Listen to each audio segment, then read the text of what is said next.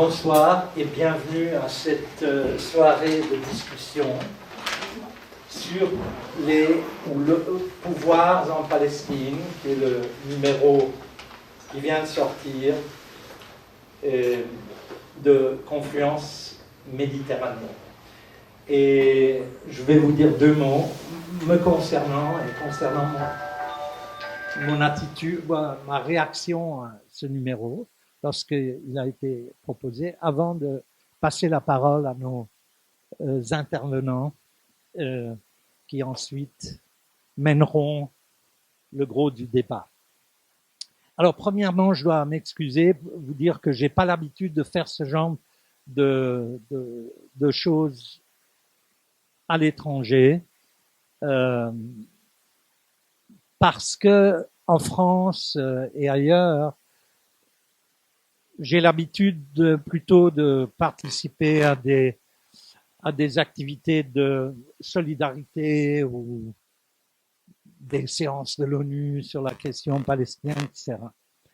C'est en Palestine que nous avons, pendant les 35 ans que j'y étais, mené des douzaines et des centaines de débats d'ordre scientifique, comme celui-ci, culturel, politique, historique. Mais c'est très différent là-bas. C'est pas juste une question de langue, c'est une question de langage, disons. Ce qui ici est une hypothèse, par exemple, est-ce que il s'agit d'apartheid dans le cas de la Palestine, Israël? Est-ce que la gauche israélienne a son mot à dire, etc., sont là-bas des axiomes. Bien sûr, c'est de l'apartheid. Bien sûr, il n'y a pas d'opposition en Israël. Bien sûr, ça fait partie d'un projet impérialiste. Bien sûr, les États-Unis sont inflexibles dans leur soutien à Israël, etc., etc. Ici, ce sont des hypothèses qu'on envisage, et là-bas, ce sont des axiomes. Et donc, j'ai plutôt tendance à exprimer ces axiomes, mais j'essaierai ce soir de faire cela un peu autrement. Alors, lorsque on nous a circulé la proposition de numéro pouvoir en Palestine, et nous avons eu la possibilité de voir la chose et de dire ce qu'on en pensait tout de suite, j'ai su que c'était une idée de génie. Une idée de génie parce que j'aurais bien voulu avoir été moins à penser comment casser une forme d'immobilisme et de stagnation dans les études palestiniennes.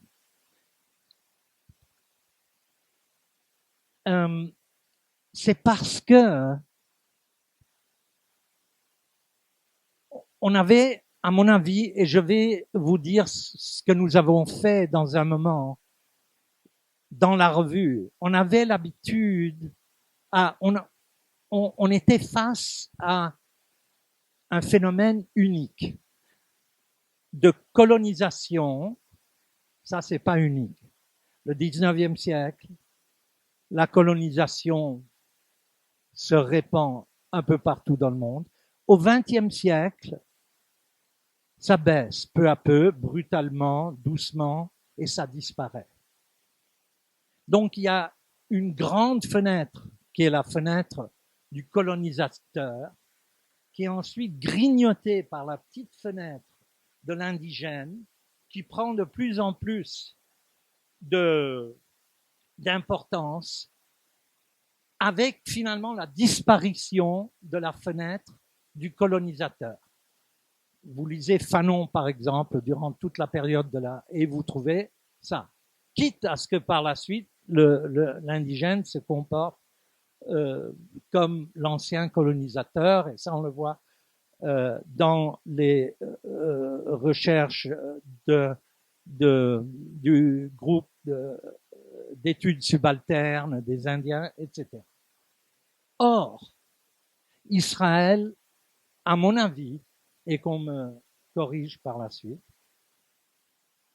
est le seul cas Palestine où la grande fenêtre, au lieu de se réduire peu à peu durant le XXe siècle, comme partout ailleurs, n'a cessé de devenir de plus en plus grande, cette fenêtre. Et la fenêtre du combat indigène s'est réduite comme une peau de chagrin. Alors, c'est pour cela, à mon avis, que les études palestiniennes ont abouti à une sorte d'impasse. Et ces jeunes chercheurs, relatifs et absolument jeunes, ont proposé quelque chose qui m'a plu tout de suite parce que je me suis dit, voilà une possibilité pour rompre cette impasse. C'est clair, j'espère. Alors, je passe au point suivant et qui est, à ce moment-là, j'ai décidé de regarder ce que nous avions déjà fait dans la revue sur la Palestine. Et Ostaz Adima a été assez gentil pour me fournir ce qu'il fallait comme document pour analyser cette progression. Bon, depuis les années 90, on a eu plein de numéros où on parlait de la Palestine ici et là. Et à propos, je suis co-responsable de ce que nous avons fait. C'est pas du tout pour cracher sur nous. Mais un numéro sur la Palestine, le premier a été en 2001, le deuxième 2001-2002, troisième 2005, 2010, 2013 et maintenant 2021, sauf erreur. Oui. Alors, quelle est la différence? Et je vais faire court parce que je vois que ça commence. Quelle est la différence? Les autres numéros dédiés à la Palestine se référaient ou s'accrochaient à un événement, à une série d'événements. C'était une analyse basée sur l'événementiel. La deuxième intifada, 11 septembre, les élections où le Hamas l'a emporté, Oslo, etc. Alors, l'événementiel est la base à partir de laquelle ce numéro a été construit, ces 5 numéros. Cette fois-ci, ce n'est pas l'événementiel qui a présidé à la composition du numéro, c'est la structure du numéro qui a exposé une thèse dominante. On va essayer de la comprendre lorsqu'ils auront enfin la parole. Et cela fait que c'est très différent des autres numéros. Et je pense que pour cette raison, c'est un très grand pas en avant. Ça ne veut pas dire qu'ils ont atteint la perfection, loin de là. Et ça, certainement, on va en parler. Ils en parleront peut-être eux-mêmes. Mais c'est un énorme pas en avant dans le domaine épistémologique, déjà méthodologique. C'est différent. Ce n'est pas à partir d'un événement. L'autre chose, mais ça c'est secondaire, mais quand même il faut le dire, dans les autres 5 numéros, on a parlé de beaucoup de choses à part la Palestine. On a parlé d'Israël, on a parlé de la gauche israélienne, on a parlé des États-Unis d'Amérique, je le sais parce que c'est moi le plus souvent. On a parlé de la politique internationale et à partir de ces facteurs externes, on a donc déduit des choses intéressantes certainement, mais qui n'étaient pas directement axées sur la Palestine. Bien sûr, Israël est en Palestine, mais le point de vue est différent. OK, voilà. Maintenant, je vais passer à l'essentiel de cette soirée, et qui est d'entendre de vous en même temps, de la part de ces chercheurs, ce qu'ils avaient dans la tête et ce qui en est sorti. Et aussi, je vous invite à intervenir, je préfère, parce que c'est pas une conférence, c'est une discussion, quand vous voulez, pour ajouter quelque chose, pour vous inscrire en faux ou au contraire pour dire comme c'était génial. Alors j'ai discuté avec eux, ils ne sont pas, ils sont chacun spécialiste et je vais maintenant, mais pour ce qui concerne cette revue, ils l'ont fait tous ensemble, ils sont solidaires, ils sont égaux, ils sont co-responsables. Il n'y en a pas un ou une qui a fait X et l'autre Y. Mais ils sont de la droite. On verra. Alors, Ustaza Dima Sajdeya, qui est chercheuse à la chaire d'histoire contemporaine du monde arabe au Collège de France et en même temps doctorante au Centre Thucydide, Université Paris 2, Panthéon, Assas, et chargée d'enseignement à Sciences Po Paris. François Secaldi est docteur en études politiques, HESS, chercheur associé à la chaire d'histoire contemporaine du monde arabe au Collège de France et à terre en sciences politiques à l'Université Sorbonne Paris-Nord. Il est également président du Cercle des chercheurs sur le Moyen-Orient, CCMO, et chargé d'enseignement à Sciences Po Paris. Et le docteur Ustaz Emilio Darbet est politologue, Sciences Po Aix-en-Provence, son doctorat, et il est avocat. Il enseigne à Osgood Hall Law School en tant qu'adjunct professor et est chercheur invité au Nathanson Center à l'Université York à Toronto. Il a enseigné à la faculté de droit de l'Université de Columbia en tant qu'adjunct professor, où il a également été Palestine and Law Fellow au Centre des études palestiniennes de cette université.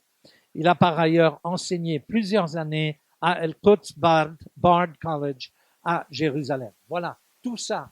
Donc, on a de l'expertise. Ils sont solidaires et donc pas spécialistes pour ce qui concerne cette soirée. Et je vais leur poser à chacune, une question qui vient de leur part, mais je suis tout à fait d'accord, c'est les meilleures questions à poser en premier, après on en posera d'autres, certainement. La première serait, et je pense que c'est tout à fait logique, la genèse du thème choisi. Voilà, la genèse, l'origine du thème en question, pouvoir en Palestine. Allez-y. Bonsoir à toutes et à tous. Tout d'abord, merci beaucoup d'être là. Merci beaucoup Roger. En fait, tu viens de dire que c'était un numéro qui faisait un pas en avant dans les études sur la Palestine. C'est aussi en partie grâce à toi, et il faut le reconnaître. Roger nous a accompagnés depuis le début de ce projet. C'est aussi pour dire que la toute première réflexion qui s'est faite sur ce numéro, en fait, elle a été faite au sein du comité de rédaction de Confluence Méditerranée. C'est là où est née l'idée de faire un numéro sur la Palestine. Et puis, comme les 5 numéros qu'on avait déjà fait sur la Palestine depuis 2001, comme disait Roger. Et bon, dans cette revue qui est Confluence Méditerranée, on s'intéresse à la Palestine, comme on s'intéresse à toute la région du Moyen-Orient et de la Méditerranée aussi. Il faut dire que, bon, nul besoin, bien sûr, d'expliquer cet intérêt qu'on porte à ce sujet et pourquoi on s'intéresse et on produit sur la question palestinienne. Déjà, si vous êtes là ce soir, c'est une preuve. La deuxième chose, c'est que, en fait, quand on a commencé à réfléchir à ce numéro, avec François et Emilio, on voulait une approche qui soit un peu distinguée des autres approches. Et de là est née l'idée de faire un numéro sur les pouvoirs en Palestine. Les pouvoirs en Palestine, pas comme institution, pas comme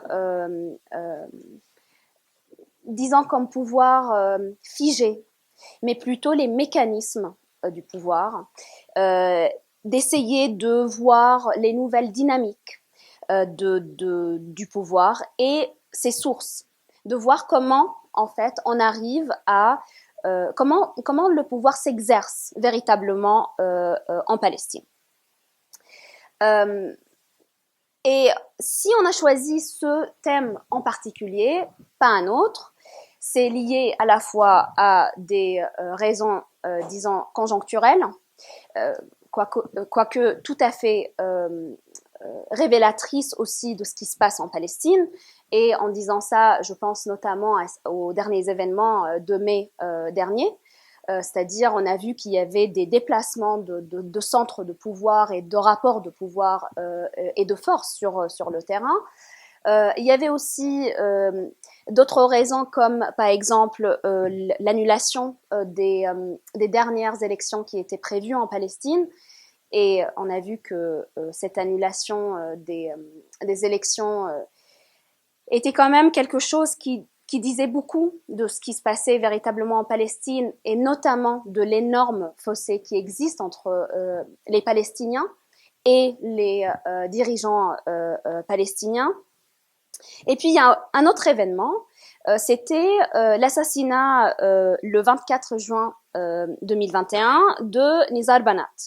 Nizar Banat était un critique de longue date de l'autorité palestinienne et cet assassinat est devenu, si vous voulez, le catalyseur des manifestations contre Mahmoud Abbas et son régime politique. Alors, il y avait bien évidemment ces événements qui se sont passés relativement récemment en Palestine, mais il y a aussi des raisons qui sont plus structurelles de la vie politique en Palestine. Et en disant ça, on va tout de suite penser, bien évidemment, à la symétrie entre les Palestiniens et Israël. Et là, il faut, à mon avis, juste attirer l'attention sur le fait que si dans ce numéro on parle des pouvoirs en Palestine et que on ne parle pas des rapports de force, je veux dire ça arrive et souvent de parler de ça, mais que c'est des rapports de force entre les Israéliens ou l'asymétrie, disons entre les Israéliens et les Palestiniens, mais il faut toujours voir ce qu'on a fait dans un contexte colonial. C'est-à-dire qu'on ne peut pas comprendre ce qu'on a écrit si on décide de ne pas comprendre ça, ou bien si on ne met pas, disons, cette colonisation continue comme un contexte à cette compréhension des dynamiques de pouvoir et des nouvelles formes de pouvoir. Et de là, on peut comprendre aussi que quand on parle d'asymétrie, on ne parle pas uniquement des Israéliens et des Palestiniens, parce que cette asymétrie va aussi nous montrer d'autres rapports, rapports de force et de relations. Et là, je pense notamment à aussi un événement qui est relativement récent, c'est toute la manœuvre de Trump. par exemple. C'est juste pour donner un exemple, et de voir en fait que l'intervention de l'administration de Trump était un exemple pour déjà montrer et prouver une fois de plus ce que c'était la symétrie de pouvoir sur le terrain, mais aussi ça a aussi donné lieu à des accords entre des pays arabes, des accords de normalisation entre des pays arabes et Israël. Et là, on se rend compte que ça a sorti le règlement de la question palestinienne, de trouver un règlement à cette question palestinienne, de l'équation. C'est-à-dire que c'est plus un préalable à l'établissement des relations diplomatiques entre les pays arabes et Israël. Il y a aussi un événement qui était important, et il faut le mentionner même rapidement, c'est la décision de la Cour pénale internationale d'ouvrir une enquête en mars dernier pour crimes de guerre en Cisjordanie, y compris Jérusalem-Est et à Gaza. Et on a vu que cela a ouvert de nouveaux espaces de lutte sur le terrain. Je reviens maintenant à la question principale, peut-être, c'est les dynamiques d'Oslo. Parce qu'on parle, comme je viens de le dire, on parle des événements qui viennent de se passer en Palestine ou bien relativement récents, mais il y a quand même les dynamiques d'Oslo ou les dynamiques engendrées par Oslo plutôt, qui ont quand même produit, disons, des résultats qui étaient inattendus et parfois même déroutants. Et on sait très bien aujourd'hui que les Palestiniens, ou la majorité de ces Palestiniens, ne font pas uniquement face à l'expansion coloniale en Palestine. Non, aujourd'hui, ces mêmes Palestiniens, font aussi face à la répression et aux dynamiques de pouvoir qui émanent de leur propre autorité. Le pouvoir de l'autorité palestinienne, qui est désormais largement considéré comme étant un instrument de la dépossession palestinienne. De là, on peut facilement parler de la question de la répression violente des manifestations en Palestine, et notamment on pense à ce qui s'est passé après la guerre contre Gaza en mai dernier, et comment les réactions dans la rue palestinienne en Cisjordanie, toutes les manifestations ont été réprimées par les forces de sécurité palestiniennes. Et j'insiste une fois de plus sur cette question d'Oslo, parce qu'elle a guidé, si vous voulez, notre réflexion tout au long de ce travail. Il ne faut pas comprendre Oslo comme étant un texte qui contient des règles, et c'est ça ce qu'on essaye de faire dans ce travail. C'est surtout un cadre et un ensemble de mécanismes. Ces mécanismes-là ont eu un impact très important sur la vie des Palestiniens d'une manière générale, pour, disons, 3 raisons. Je ne vais pas les développer, mais je vais les mentionner. On peut revenir sur ça, et mes collègues vont aussi développer sur ces aspects-là. Mais tout d'abord parce que Oslo ne se limite pas à une autorité centrale ou bien à une question de souveraineté. C'est pas vrai. Les structures qui ont été créées par Oslo ont une capacité performative, c'est-à-dire que ces structures ont un pouvoir de créer du réel sur le terrain. La deuxième chose, c'est que en fait, Oslo n'a pas uniquement produit des institutions. Oslo a également produit et consolidé l'émergence de nouveaux groupes, de nouvelles catégories, des hiérarchies dans la société, qui, tout ça ensemble, a modifié et remodelé, si vous voulez, la vie des Palestiniens sur le terrain. Et la toute dernière chose, c'est que Oslo a également encouragé des pratiques discursives particulières sur le terrain. Enfin, sur le terrain, ou bien aussi, c'est surtout aussi sur la scène internationale, qui ont renforcé les changements qu'on voit sur le terrain. C'est-à-dire, On va parler plutôt de processus de paix. On va parler des partenaires pour la paix. On va parler des modérés versus radicaux. On va parler de coopération en matière de sécurité.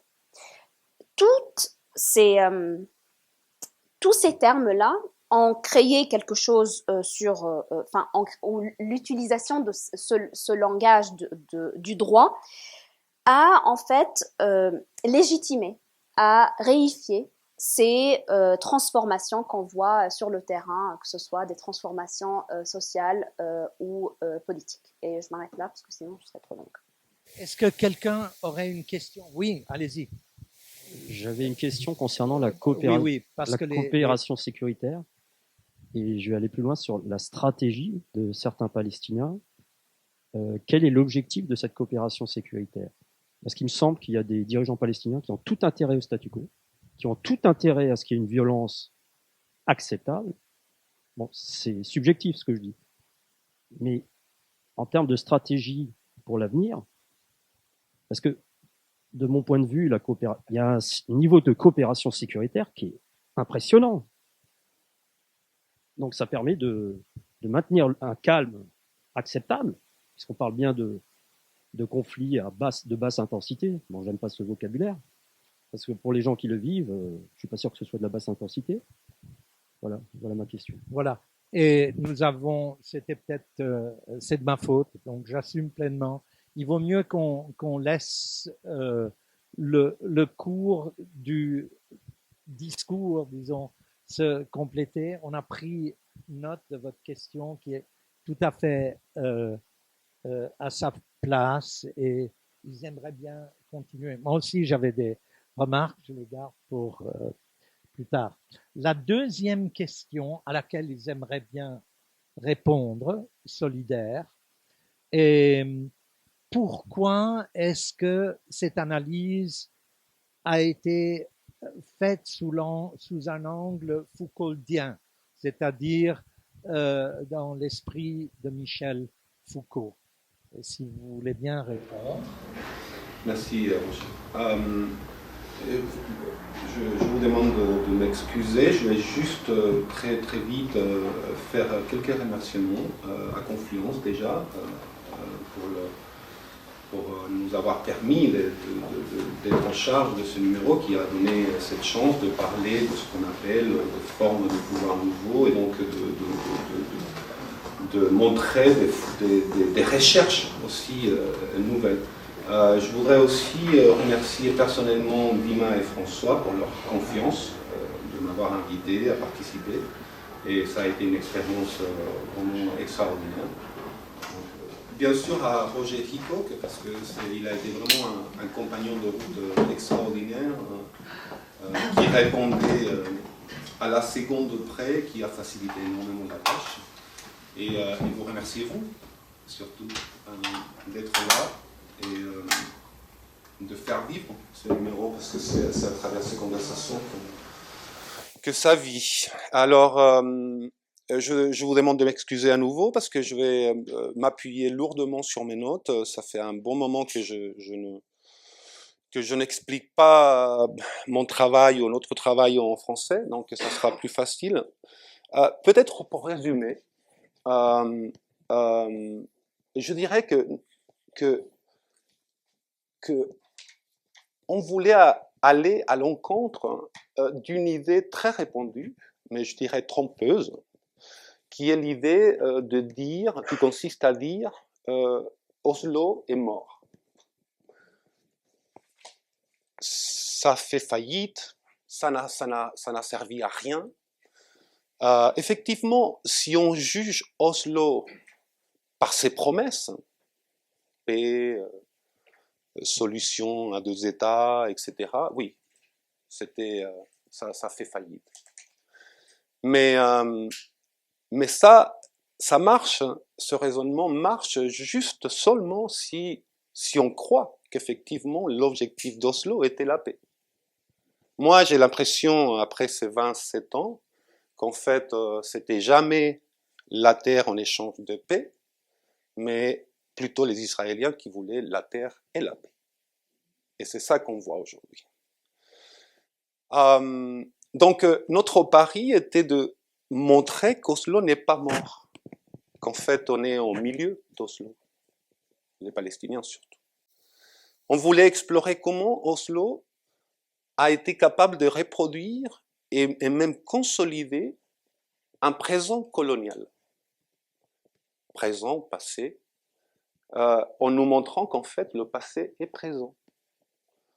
Et peut-être plus tard, je pourrais revenir sur la question de Roger, de comment l'année 50, 60, 70, même 80, la porte, les fenêtres du colonialisme se ferment, mais le colonialisme en Palestine s'ouvre. Mais le passé est présent. C'est ça qu'Oslo montre. Et donc il a consolidé, il a reproduit et consolidé un présent colonial interminable, je dirais, qui semble interminable. Donc on a voulu voir Oslo comme un cadre, comme l'a dit Dima, comme un cadre productif, pas comme une faillite, pas comme un échec. Ça ne sert à rien comme un échec. Ça n'explique rien, en fait. Donc la question, c'est d'expliquer comment fait-on cela? Comment on explore Oslo, pas comme un document mort qui a échoué, mais comme un cadre productif. Eh bien, nous, on voulait proposer qu'on fait cela en changeant d'optique, en fait, avec un changement de perspective. Et au lieu d'explorer l'autorité palestinienne comme une institution, ou d'autres institutions, économiques, politiques, l'OLP, les relations internationales, quoi que ce soit, on s'est plutôt focalisé sur les mécanismes concrets auxquels Oslo a donné lieu. Et on a voulu montrer comment cette perspective montre qu'Oslo, en fait, est parfaitement vivant. Que les Palestiniens sont entourés par les réalités que ces accords ont créées, et que les Palestiniens continuent à se battre et à les résister. Ça me fait penser à Darwish, Mahmoud, quand il répond à Elias Sambar dans La Palestine, le pays à venir. Elias Sambar lui demande « Qu'est-ce que tu dirais si on te posait la question de ce que le sionisme t'a fait subir ?» Et Mahmoud Darwish répond, si je me rappelle bien par cœur, il dit il a entouré, il a enchaîné ma vie, il m'a condamné à un seul sujet, ce conflit. On a l'impression que, c'est pour ça que je disais que Oslo a reproduit et consolidé un présent colonial interminable. Donc Oslo est parfaitement en vie, les Palestiniens sont entourés par les réalités qu'ils ont créées et continuent à les résister. Maintenant qu'Oslo soit vivant, un cadre productif de réalité, on le voit dans ce que ces accords, comme Foucault le dirait, mais à propos du pouvoir, ce qui tombe très bien d'ailleurs, comment ces accords constituent des mécanismes qui, de façon ininterrompue, assujettissent les corps palestiniens, gouvernent les gestes politiques et déterminent l'action de l'autorité palestinienne, produisant des institutions dociles aux diktats coloniaux. Maintenant, ce changement de perspective est nécessaire. On a cru qu'il était nécessaire, non seulement pour comprendre comment l'expansion du projet colonial israélien continue, pour comprendre la division palestinienne, qui, d'une certaine façon, nous surprend, même si elle n'est pas nouvelle, Et pour comprendre aussi l'autoritarisme qui règne aujourd'hui en Palestine. Oui, ça aide à comprendre tout ça, mais ce changement de perspective est aussi nécessaire pour imaginer, précisément pour imaginer des nouvelles stratégies d'émancipation. Si on ne comprend pas Oslo, à mon avis, si on ne comprend pas ces mécanismes concrets, réels, on a peu de chances de développer des stratégies d'émancipation qui soient efficaces. Maintenant, vous vous demandez, peut-être vous vous demandez, mais tout ça a été étudié, non? Des mécanismes de pouvoir en Palestine, ça a été étudié. Je dirais que oui, que cela a été étudié, très étudié même.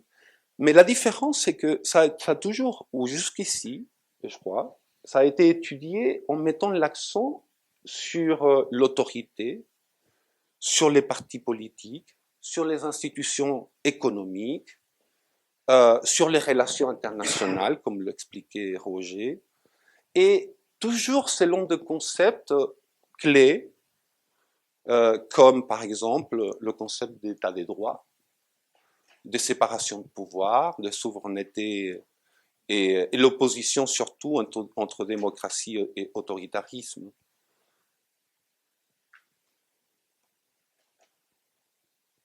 Mais ces travaux, à notre avis, en général, ignorent toutes les formes. Donc, ils se focalisent sur les institutions comme si les institutions, l'autorité était le centre du pouvoir.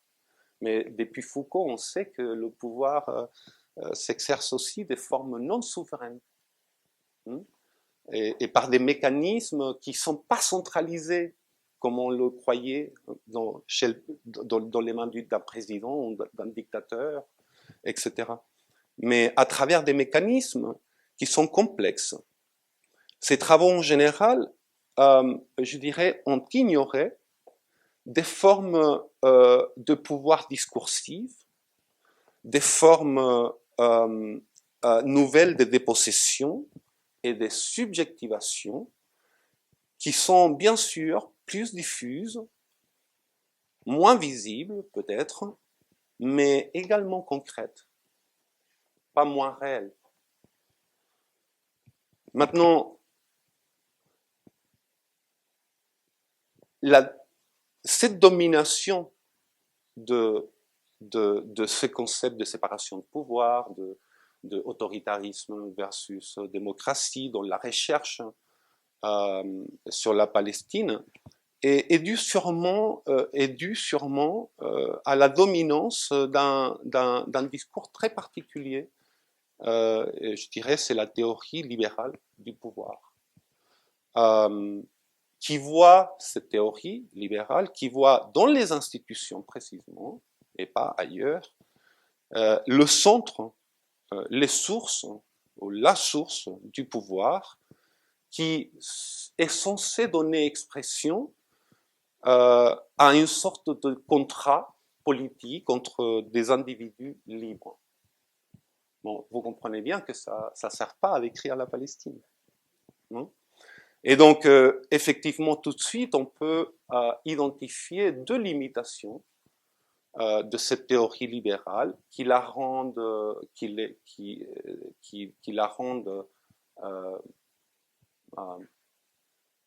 insuffisante, pour dire le moins. Je dirais, et ça c'est un avis personnel, totalement impertinente pour analyser la condition des Palestiniens. Ces deux limitations, et là je suis presque à la fin, ces deux limitations sont d'abord qu'elles se focalisent toujours dans les institutions politiques, économiques, etc., et sur le cadre juridique. Ça, par exemple, vous pouvez le voir, et c'est une erreur qui ont commis pas seulement des chercheurs, mais aussi des décideurs politiques. Rappelez-vous 2003. J'ai travaillé sur ça, peut-être ça va vous sonner un peu bizarre, mais moi, j'ai travaillé sur la constitution palestinienne, sur la loi fondamentale, ça a été le sujet de ma thèse de doctorat. Et donc j'ai fait une histoire politique de cette constitution palestinienne, de la constitution de l'autorité palestinienne. Et je ne sais pas si vous vous rappelez, mais en 2000, il s'est produit Camp David, et on a eu un grand shift, un grand changement de politique nord-américaine israélienne par rapport à Yasser Arafat. On a passé du prix Nobel de la paix, le partenaire pour la paix, etc., à l'ami des terroristes, pas un partenaire pour la paix, et donc l'effort de l'isoler, de le remplacer. On a commencé par quoi? Par lui imposer la promulgation de la loi fondamentale. Il l'a fait en 2002. Il voulait pas le faire, mais il l'a fait sous pression internationale. Il a promulgué la Constitution en 2002, et bien sûr que tout de suite on s'est rendu compte, en 2003 on le voyait déjà, ça n'avait rien changé de dynamique politique autoritaire de Yasser Arafat. Et qu'est-ce qu'on a fait? On a dit, on va solutionner le problème dans une orientation libérale parfaite. On va solutionner ce problème en réformant la Constitution. Et on l'a fait en 2003, on a réformé la Constitution. Donc la loi fondamentale palestinienne aujourd'hui, elle s'appelle Amended Basic Law, la constitution ou la loi fondamentale amendée ou réformée de 2003.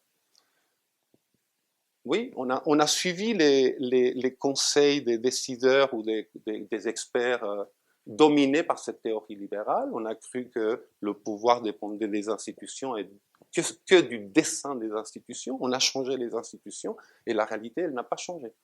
Donc, un premier point qui montre bien que cette focalisation sur les institutions, sur le dessein politique, institutionnel et juridique n'est pas suffisant, à mon avis, totalement impertinent. Et la deuxième limitation, et ça ne vaut pas seulement pour la Palestine, c'est que, et avec ça je finis, c'est que la théorie libérale, c'est marrant, aujourd'hui on parle du libéralisme et on fait des analyses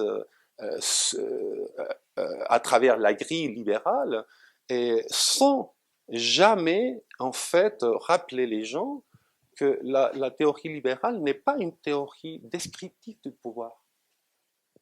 La théorie libérale n'est pas une théorie descriptive du pouvoir. Elle ne décrit pas le pouvoir.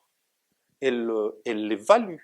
Le libéralisme sert à dire ou à juger quand est-on en présence d'un régime politique légitime.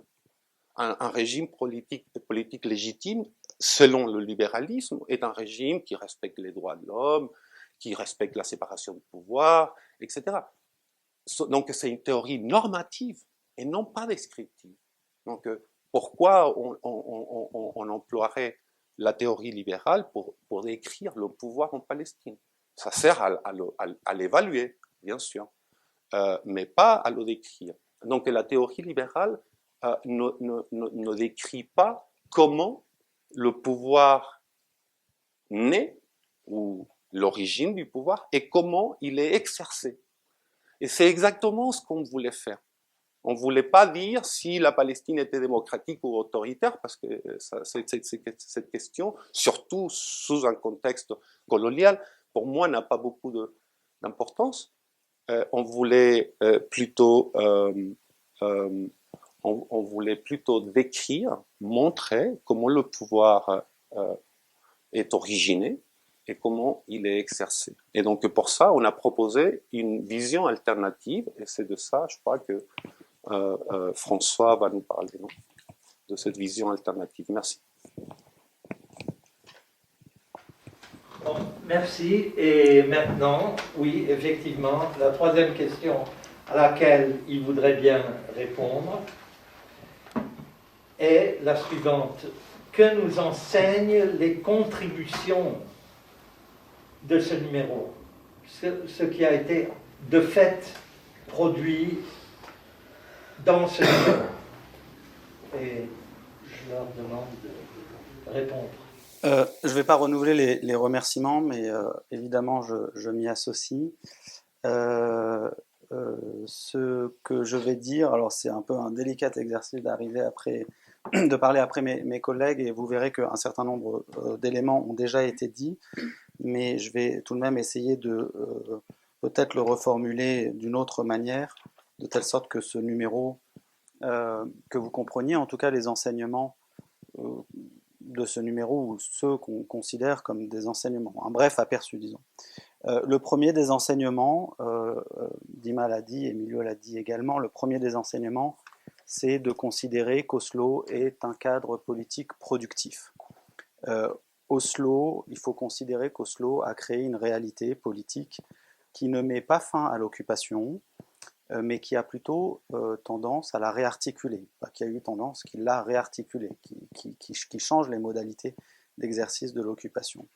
Et cette idée, qui est peut-être un peu contre-intuitive si on considère la production scientifique sur la Palestine des dernières années, cette idée, elle va à l'encontre de toute cette littérature qui a considéré que, comme le disaient mes collègues, Oslo était mort, que Oslo était un processus stérile.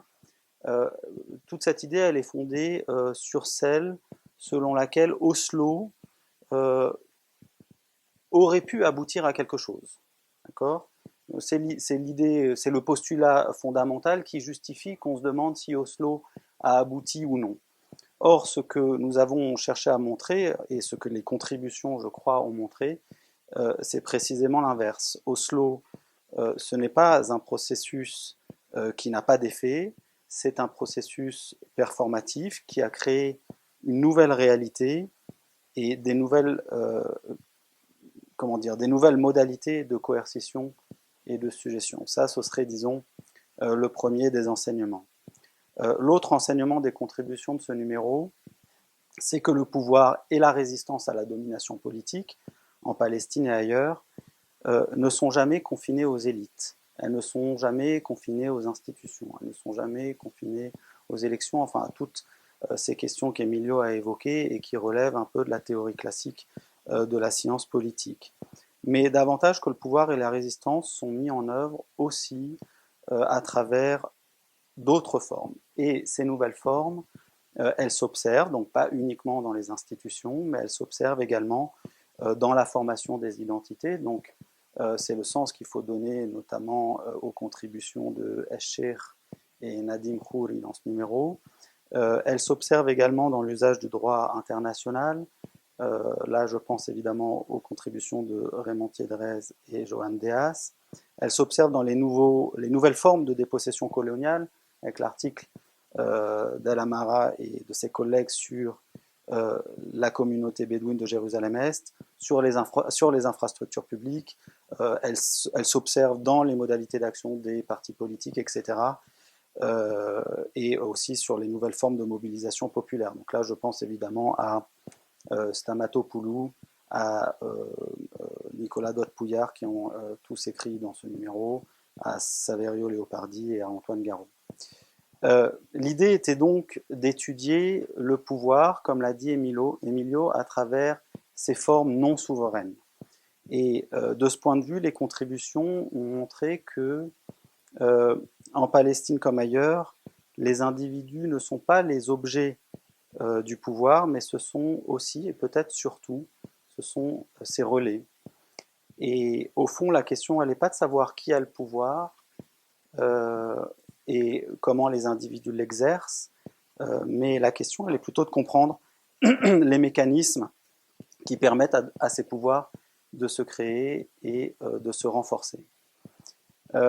Le troisième enseignement, l'autre point important que nous enseigne, je crois, l'ensemble de ces contributions, c'est que ces pouvoirs sont créés, ils sont exercés, ils sont légitimés par la production d'un discours spécifique. Emilio l'a dit également, le pouvoir, dans ses définitions classiques, on a tendance à l'envisager de manière intentionnelle, de manière instrumentale. Mais il peut également être symbolique et s'exprimer selon les formes que tu as décrites, Emilio. Avec Oslo, il y a une explosion discursive qui établit en fait un cadre d'analyse nouveau qui ne correspond pas à un processus de décolonisation, qui ne correspond pas à un processus d'émancipation, encore moins un processus de libération, mais à un processus de réarticulation, de réorganisation de l'occupation et de la coercition autour d'un nouveau discours, grâce à un nouveau discours, celui qui est construit, établi avec Oslo. Donc Oslo, si vous voulez, a créé, c'est ce qu'on a essayé de montrer, je crois, il a créé des énoncés qui définissent ce qui est pensable, qui définissent ce qui est dissible. Un peu, pour reprendre donc les études foucaldiennes, un peu comme la maladie et la folie se sont constituées en objets de science, eh bien Oslo s'est constitué en système de domination, Oslo s'est constitué en système de pouvoir. Je vais vous donner quelques exemples, mais voilà, l'idée c'était ça, c'était de montrer que Oslo, c'est un univers de sens qui a des effets et qui a du pouvoir. Alors, ces énoncés, Dima l'a dit, ces énoncés, ce sont le langage de la non-violence, c'est le langage du droit international, le langage du développement économique, le langage de la négociation, de la coopération. Et évidemment, ça a des effets, cette imposition du langage, enfin, le fait qu'il s'impose comme ça a des effets sur la définition d'une identité palestinienne. Par exemple, je vais donner deux exemples. La relation entre Israël et les Palestiniens, qui est analysée par Nadim Khouri notamment, montre que l'identité palestinienne, après Oslo, elle se définit dans les limites idéologiques du processus de négociation. C'est également le cas de la contribution de Escher sur ces questions d'identité qui montre l'inversion des identités en captivité, en interrogeant la construction identitaire, pas seulement des Palestiniens, mais également des Israéliens, des gardes israéliens qui construisent leur propre captivité en servant la machine coloniale et en servant les prisonniers palestiniens. Si on regarde maintenant le langage du droit international, il y a une sorte de curiosité ou de paradoxe, c'est qu'en signant les accords, la déclaration de principe, dans laquelle les droits fondamentaux étaient désormais négociables, je dis qu'ils étaient désormais négociables parce que le seul fait d'avoir accepté le principe de la négociation du statut permanent, les Palestiniens, la direction palestinienne, en acceptant le principe de la négociation du statut permanent, eh bien, si vous voulez, le mouvement national se mettait dans la position de réclamer des droits qui, pour un mouvement de libération, n'avaient pas à l'être. Si vous voulez, d'une certaine manière, exiger la justice, c'est ce que, à ce moment-là, le mouvement national fait. Exiger la justice, qui est normalement acquise de facto, exiger la justice, c'était pour le mouvement national une sorte d'aveu, de reconnaissance de son incapacité à la construire. Alors, dans ces conditions, l'État, je prends ici l'exemple de l'État, mais on pourrait prendre d'autres exemples, l'État que le mouvement national a tenté d'ériger pendant les années d'Oslo s'est transformé non plus en objet d'émancipation, mais plutôt en appareil disciplinaire. Et bon, évidemment, je parle de l'État, mais avec la nuance importante que l'État n'apparaît pas dans la déclaration de principe, même si évidemment l'esprit de l'État était, enfin, c'était quasiment transparent dans la formulation. Les Palestiniens l'ont compris comme ça, la communauté internationale l'a aussi compris comme ça. Alors voilà, bon, donc si vous voulez, c'est un peu tout le sens qu'il faut donner, à la logique d'Oslo, qui, en imposant le recours au droit, en rétrécit curieusement, peut-être paradoxalement, en rétrécit l'espace. Voilà, donc ça, c'est deux exemples très brefs pour illustrer la manière dont les énoncés d'Oslo ont redéfini en partie les cadres de pensée et ont permis d'établir de nouveaux pouvoirs. Le dernier point, enfin l'avant-dernier, parce que j'aimerais juste dire un dernier mot sur un point un peu moins évident. Le point que nous avons essayé, un autre point que nous avons essayé de mettre en évidence, ce sont les réponses à ces nouveaux mécanismes et en particulier les nouvelles formes de résistance que ces mécanismes ont produit. Si on reprend l'usage du droit international, l'usage du droit international qui, même s'il limite l'expression du droit, eh bien, devient un instrument, un moyen d'internationaliser la question palestinienne et de sortir d'une gestion bilatérale vers une gestion multilatérale qui permet en fait de sortir de cette ornière de la négociation bilatérale qui a montré évidemment qu'elle est déséquilibrée et qu'elle est partiale. Les nouvelles formes de résistance, ce sont aussi celles qui se forment localement avec la construction d'un mouvement national populaire qui renoue avec l'esprit de la première intifada. Alors, un dernier enseignement, peut-être, qui nous paraît important, c'est celui qui est donné par la contribution de Henri Laurence et Rachid Khaldi dans l'entretien que nous avons mené, qui permet de redonner une profondeur historique à cette notion de pouvoir et qui rappelle en fait que historiquement, la Palestine est un enjeu de pouvoir. Alors c'est déjà le cas au XIXe siècle. Et si vous voulez, le processus existe déjà, mais il y a un désenclavement géographique de la Palestine qui met cet espace géographique au centre des préoccupations internationales. L'exemple peut-être le plus emblématique, c'est la guerre de Crimée, qui est une guerre européenne qui commence autour de la question des lieux saints. Alors voilà, la Palestine, si vous voulez, en tant que territoire, en tant qu'idée, en tant qu'identité, a été historiquement instrumentalisée, encadrée, utilisée et est devenue fondamentalement une question liée au pouvoir. Et je crois que là aussi, nous croyons qu'à travers cet entretien, cette question était aussi importante. Cet enseignement, il faut aussi le rappeler. Voilà. Revenons maintenant à la question que monsieur avait posée. Alors, si j'ai bien compris, votre question était par rapport à la coopération sécuritaire entre l'autorité palestinienne et Israël, et que cette coopération sécuritaire produisait énormément de violence, ou bien le résultat de cette, ce qui est vrai, hein, la coopération sécuritaire a produit énormément de violence à l'intérieur de la Palestine, mais là, la violence, encore une fois, si on veut considérer que, parce que c'est une coopération sécuritaire, donc intuitivement, elle réduit la violence, c'est pas ça ce qui se passe véritablement en Palestine. Mais la violence, c'est pas la confrontation. On peut aussi voir d'autres formes de violence qui se produisent en Palestine, qui ne soient pas la confrontation sur les checkpoints, sur les points sensibles, c'est-à-dire les sorties des villes, ou bien entre les villages, ou bien sur les routes qui sont des routes empruntées par des Palestiniens, mais qui sont faites essentiellement pour lier des colonies israéliennes.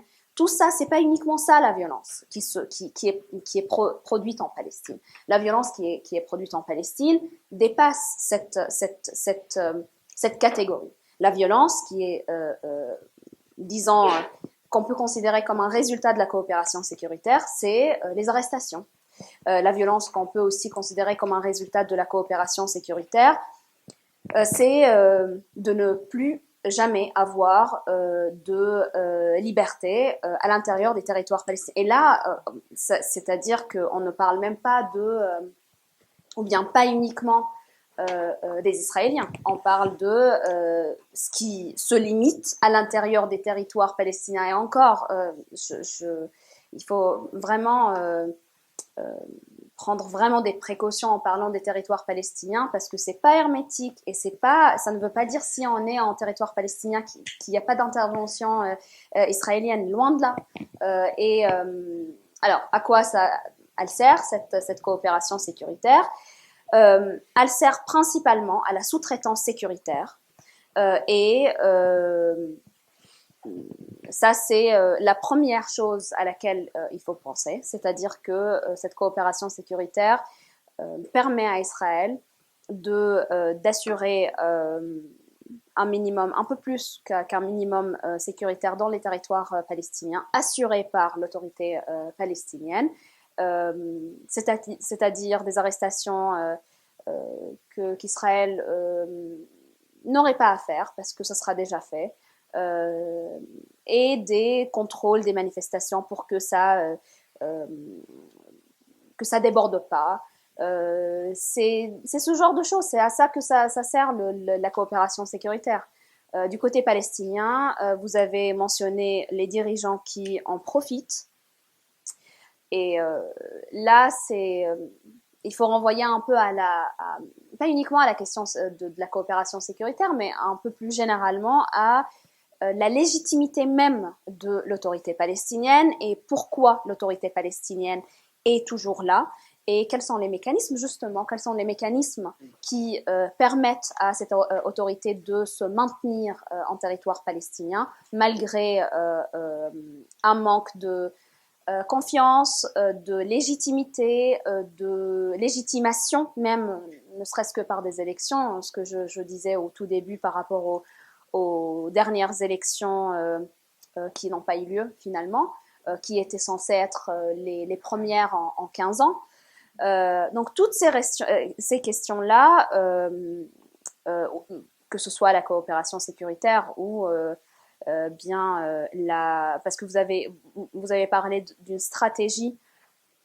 Moi, je dirais plutôt le manque de stratégie si on devait appeler une coopération sécuritaire aussi, si vous voulez. Donc, je pense que c'est ça ce que je dirais. Je ne sais pas si François ou Emilio, vous voulez ajouter quelque chose. Non, je dirais que tu as tout dit. Enfin, oui, tu as dit l'essentiel. J'ajouterais que c'est peut-être une des curiosités du système colonial, de ce système colonial, de déléguer à l'occupé la sécurité de l'occupant.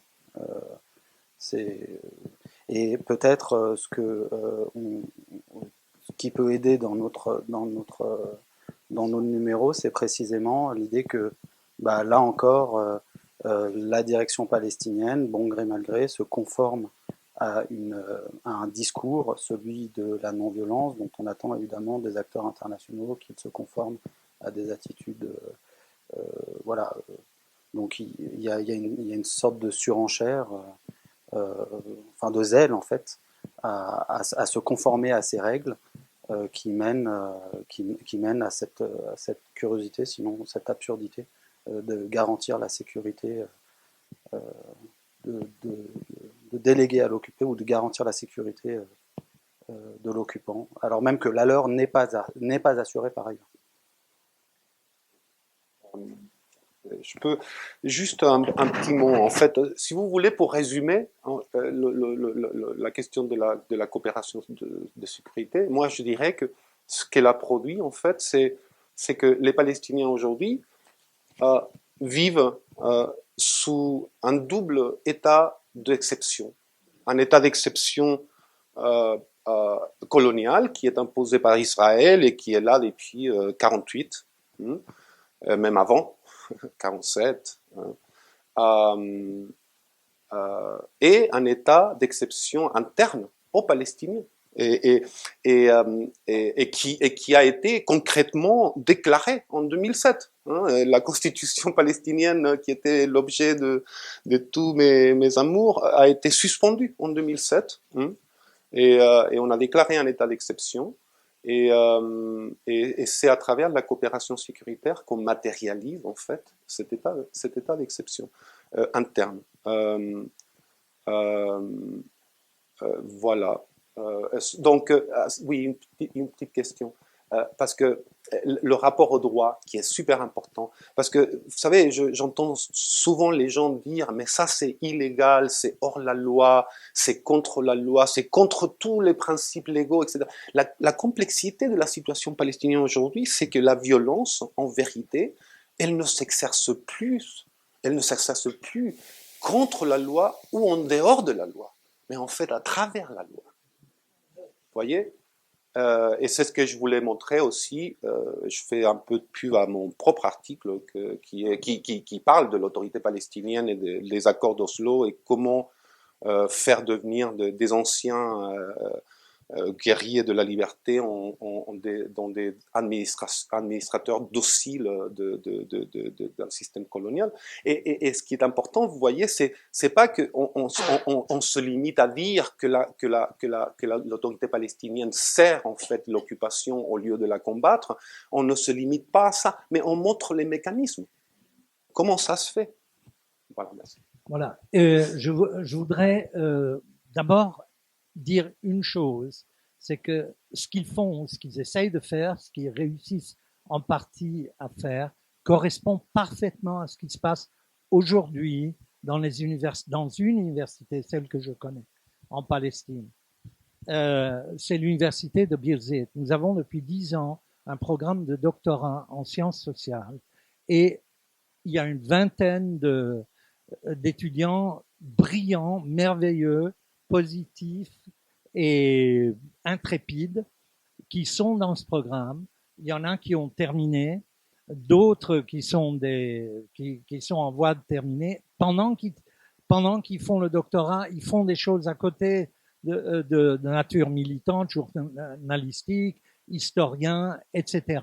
C'est quelque chose d'absolument remarquable parce qu'il s'agit enfin de la création d'un savoir indigène que j'ai vécu et que je continue de vivre aujourd'hui en Palestine. Et ça, c'est très, très important. Et ça, je pense que c'est important en théorie, aussi en pratique, de voir qu'il y a une sorte de résonance ici. Il y a 2 ans et demi, ma compagne et moi avons été expulsés par l'occupant de Palestine, mais je continue à travailler à Birzeit et à enseigner dans ce programme et je n'arrêterai jamais, par Zoom bien sûr, aussi longtemps que je le peux, parce que, et donc, je dirige quelques thèses, c'est quelque chose d'absolument extraordinaire. Et au-delà de tous les malheurs que nous sommes en train de décrire ici, je pense que il y a lieu d'avoir un optimisme énorme, du moins en ce qui concerne la volonté. Et c'est pour ça que je crois que c'est très important de bien écouter ce que disent ces trois-là, parce que je vois un pendant extérieur à ce qui est en train de se passer à l'intérieur, et j'espère que les rattaches se feront de plus en plus concrètes. Moi-même, j'ai une question à leur poser, mais j'espère que d'autres aussi. Premièrement, je ne suis pas tellement sûr. Premièrement, une petite chose. Nizar Banat, bien sûr, c'était une horrible bavure. Et il a été tué et ils se sont dit « Pourquoi on l'a fait ? Pourquoi on l'a fait ?» C'était une bavure. Arafat a tué beaucoup plus d'opposants politiques. Je ne sais plus, c'était 2 douzaines ou 3 douzaines. Il les a torturés, il a envoyé des balles dans leurs genoux, etc. Et pourtant, on n'est pas aussi critique vis-à-vis d'Arafat, et pour cause. Et je vais vous dire la cause. Là, mon deuxième point, juste parce que Nizar Banat, c'est devenu une sorte de summum, non, c'est une bavure. Deuxièmement, je ne suis pas tellement certain que les institutions ne comptent pas. Et parce que les Palestiniens sont fanatiques d'élections. Chaque fois, et les élections ont été données par les Israéliens et ensuite données par Oslo. Chaque fois qu'ils votent, ils créent une sensation et ils renversent le pouvoir en place parfois, mais la direction de la direction politique et existentielle en cours. Premièrement, les élections. Et deuxièmement, Oslo, à mon avis, la violation des termes d'Oslo par Israël sont responsables parce qu'après 5 ans, il devait y avoir un État. C'est pas marqué dans les accords, mais tout le monde sait que l'autodétermination égale la création d'un État. Donc tout le monde, c'était sous-entendu.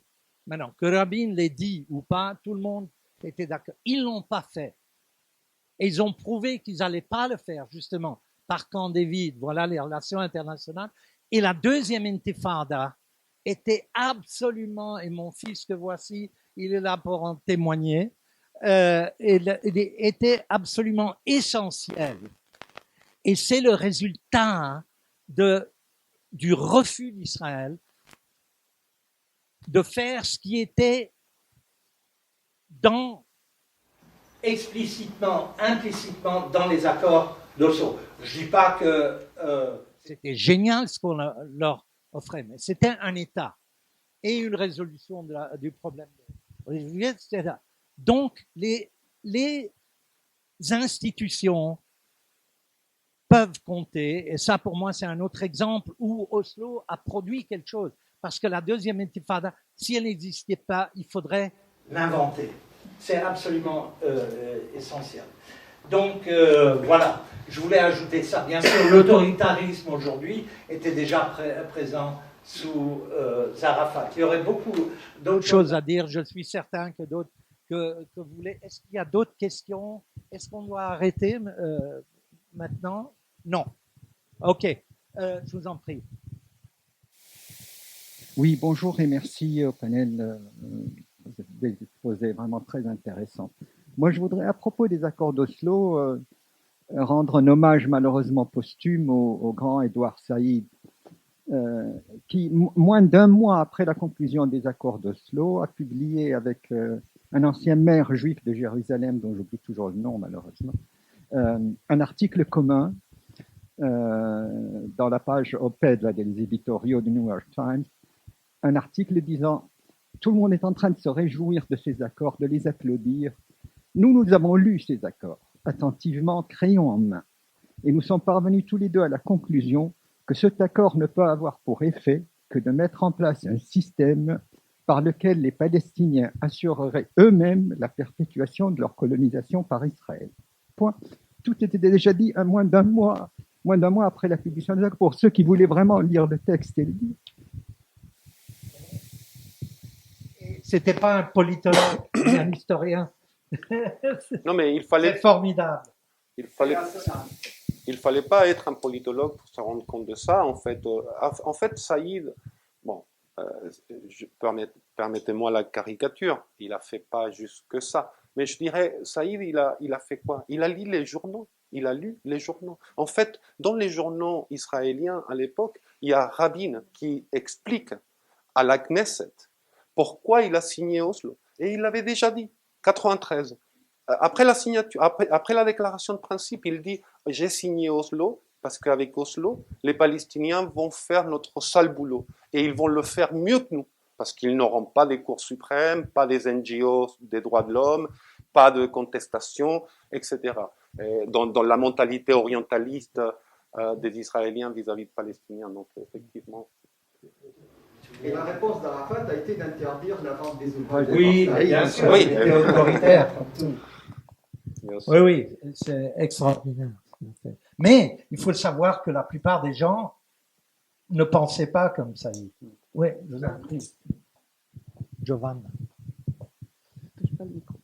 Je voulais vous dire deux petites choses. La première, c'est que c'est extrêmement réjouissant d'entendre parler de Palestine avec une approche totalement différente. Ne serait-ce que ça fait du bien. Et je vais me précipiter à lire le numéro en question. Je trouve très intéressant le contenu que vous avez mis en travail dans cette affaire, mais aussi la remise en question, d'une certaine manière, la révolution épistémologique que vous faites en portant le regard sur la Palestine de cette manière-là, en faisant appel à d'autres types d'approches qui me paraissent extrêmement fécondes. Mais la question est, je suis très curieuse de connaître quelle serait la réception en Palestine de ce travail que vous avez fait. Il faut impérativement aller faire des débats là-bas à partir de ce numéro. Je pense que ça, c'est indispensable, non pas parce que nous, on vient apporter je ne sais quel éclairage, puisque vous avez même dit qu'à Birzeit, il y a des gens qui réfléchissent de manière absolument dans le même genre et avec une ouverture, et c'est pas dans les schémas classiques, etc., de la science politique. Mais il faut impérativement trouver le moyen d'aller faire des débats en Palestine à partir de ce numéro, et je pense que ça pourrait même être une proposition qu'on pourrait faire à l'IREMO. Je trouve que ce serait extrêmement intéressant de pouvoir comprendre comme la réception de cette nouvelle approche là-bas. Une question, c'était une affirmation, c'est très bien, très bien. Et elle va le faire parce qu'elle va convaincre l'IREMO.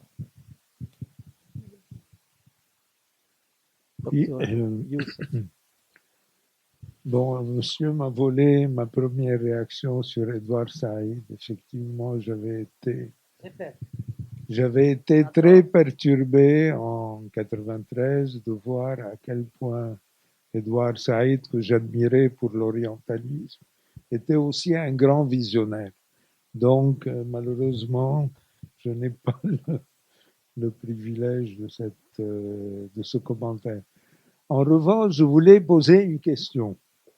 Un grand connaisseur de la Palestine, de son histoire, que je ne nommerai pas, quand je lui ai dit que ça me paraissait louche tout ça, ça me paraissait suspect, et que toi, grand connaisseur de la Palestine, de son histoire, comment tu expliques qu'il se soit aventuré sur des chemins aussi glissants qu'Oslo et Camp David, etc. Il m'a dit, mon cher ami, c'est une question de gros sous. L'OLP, à l'époque, était fauché. Ils n'avaient plus un rond vaillant. Et pour eux, le seul moyen, c'est de jouer l'aventure diplomatique d'Oslo. Alors, je voulais savoir ce que vous en pensez.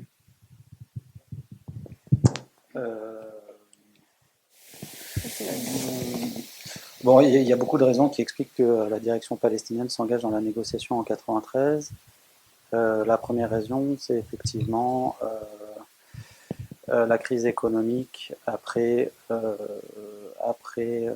l'intervention au Koweït. Il y a d'autres raisons, c'est que aussi des raisons qui concernent, je crois, les Israéliens, c'est que ils ne peuvent plus nier après 87, après le début de la première intifada, ils ne peuvent plus nier la réalité du nationalisme palestinien. Et les Américains vont s'engouffrer, je crois, dans cette brèche qui est ouverte et qui permet à la fois, face à la faiblesse structurelle de l'OLP, et à la fois face à ce mouvement national qui s'exprime, d'imposer une négociation.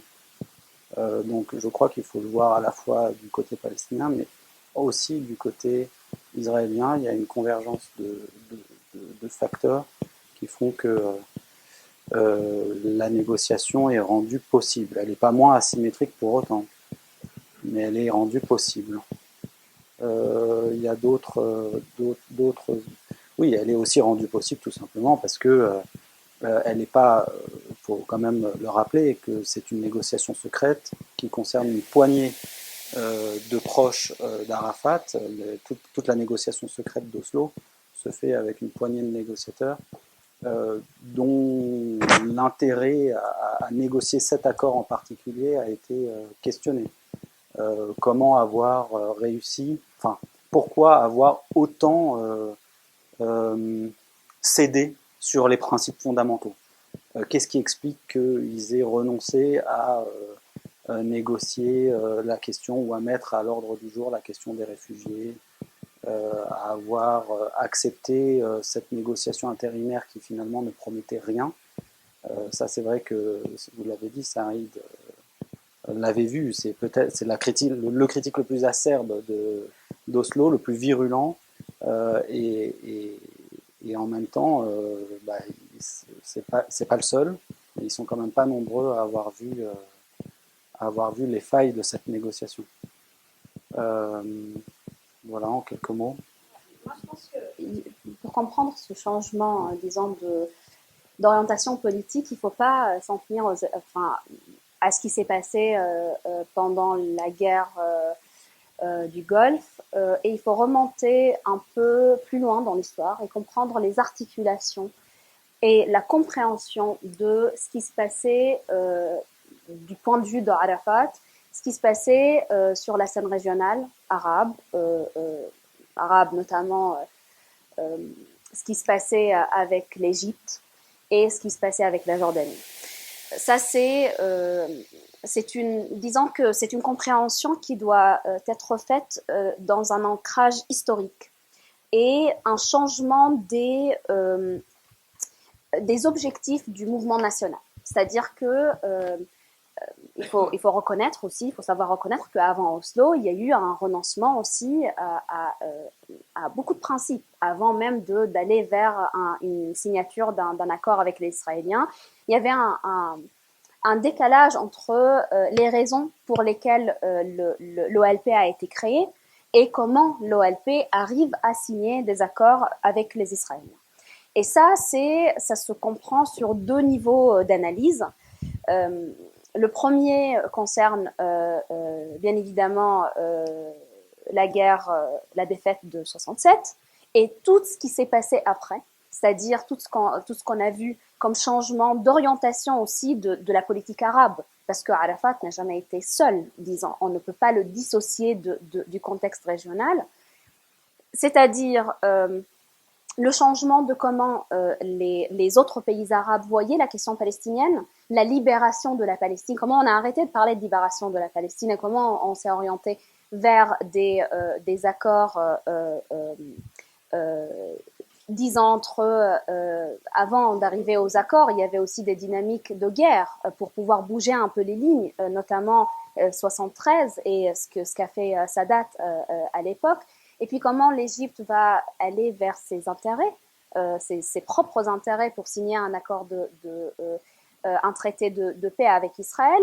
Il y a aussi ce qui s'est passé, je veux dire, c'est un ensemble de choses. Ce qui s'est passé en Jordanie, Septembre Noir, ce qui se passe au Liban en 82, et tous ces développements-là vont pousser Arafat vers une compréhension qui est complètement différente aussi de ce qu'il pouvait faire.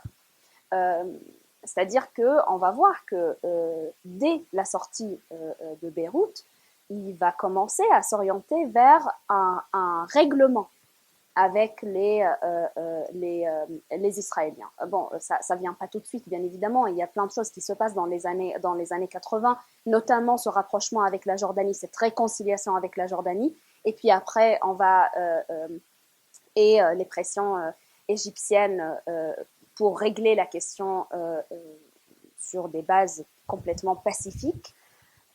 Et là, pacifique, c'est vraiment ce qui voulait dire reconnaissance de l'État d'Israël, son droit à vivre, à exister, et notamment de renoncer au terrorisme et ne pas condamner le terrorisme, parce que c'est là où les termes étaient différents et la compréhension était complètement différente entre les Américains et les Palestiniens.